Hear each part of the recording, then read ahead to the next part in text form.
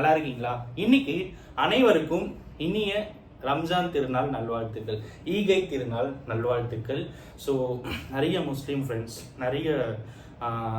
நிறைய பேர் எனக்கு வந்து தெரிஞ்சவங்க இருக்காங்க. அவங்களுக்கும் எனக்கு தெரியாத அனைத்து முஸ்லீம் சகோதர சகோதரிகளுக்கும் வந்து நம்மளுடைய சேனல் மூலிமா நம்மளுடைய ஆன் பிஹாஃப் ஆஃப் அஸ் ஒரு மிகப்பெரிய ஈகை திருநாள் நல்வாழ்த்துக்கள்.